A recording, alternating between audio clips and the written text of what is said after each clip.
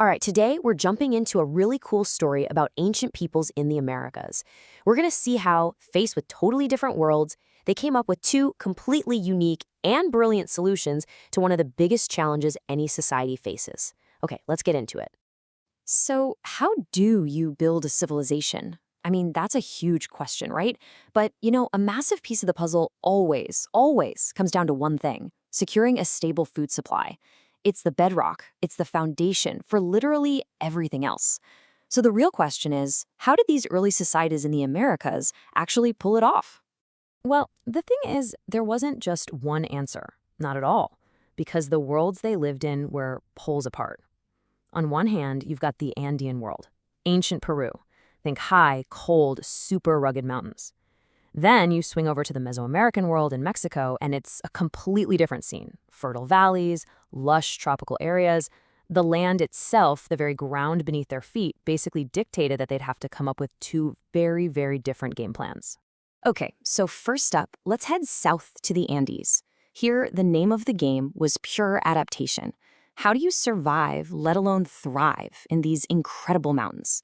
Well, the answer wasn't in the soil, not in the way you might think. It was all about mastering the animals that could handle this incredibly tough environment. And the absolute star of the show here? The llama. Yep, the llama. Descended from its wild cousin, the guanaco, the llama was a total game changer for Andean societies. Seriously, you can't think of it as just an animal. It was more like a piece of living, breathing technology. Now, here's the thing that's so crucial to get. The llama was the only large pack animal in the Americas before Columbus. Let that sink in for a second. In a world of impossibly steep mountain paths, llamas were basically the semi-trucks of the Andes. They hold everything: food, textiles, you name it. They were the glue that held it all together, connecting communities and making these massive trade networks even possible. But the llama wasn't a solo act. Nope, it had a partner in crime: the alpaca. Coming from the wild vicuña, the alpaca was domesticated for a totally different reason, but one that was just as important for survival. Think about it. Up in those cold highlands, staying warm isn't just about comfort, it's literally life or death.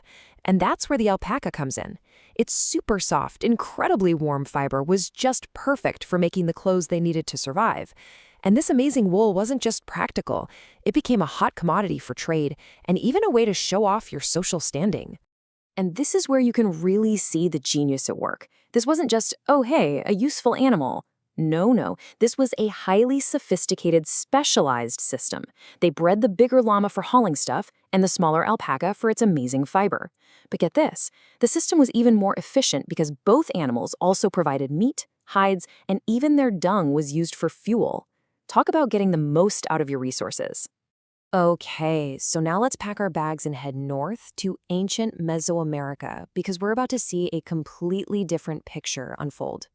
In this world, the road to civilization wasn't built on the backs of animals. It was grown, literally, from the ground up through the careful cultivation of plants.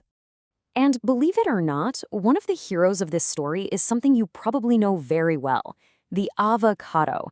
Yeah, long before it was on your toast, the avocado was a prehistoric superfood.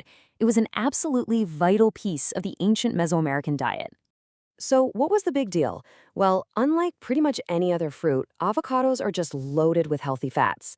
That means they're super energy dense, they fill you up, and they were the perfect nutritional partner to the other crops being grown. You better believe those ancient farmers knew exactly how valuable that kind of energy source was. And the avocado wasn't a one-hit wonder. Not even close. It was part of this incredible agricultural explosion. Mesoamerica was a total powerhouse of domestication. It also gave the world things you might have heard of, like maize, beans, squash, the basics. What this tells us is that these early farmers were masterminds, creating a food system that was diverse, tough, and, let's be honest, probably pretty delicious. So there you have it. Two totally different stories, right?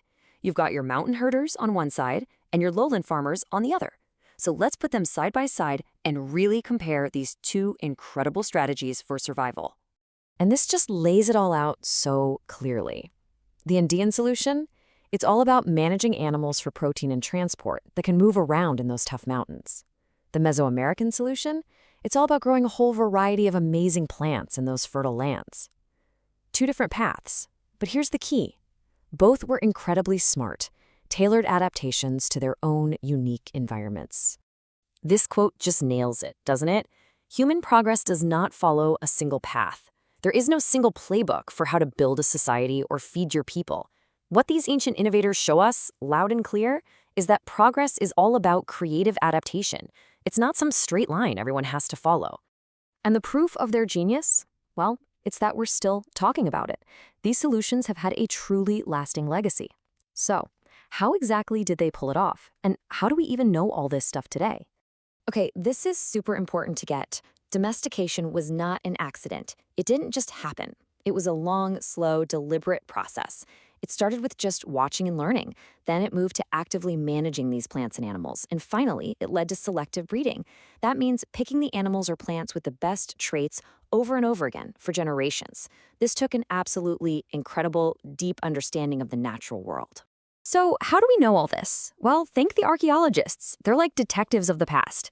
By studying things left behind, like old animal bones, avocado pits people threw away, little scraps of clothing, even the outlines of old animal pens, they can piece together this incredible story of how these ancient people lived and how they totally reshaped their world. And this legacy is absolutely still with us today. Llamas and alpacas are still a huge part of the culture and economy in the Andes. And the avocado?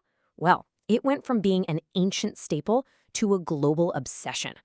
I mean, wow, their story started thousands of years ago, but they are definitely not over yet. Which kind of brings us to a final big question, right? Here we are in our own world facing our own set of huge environmental and social challenges. So, what can we learn from the sheer creativity, the patient observation, and the incredible adaptability of these ancient innovators? It's definitely something to think about.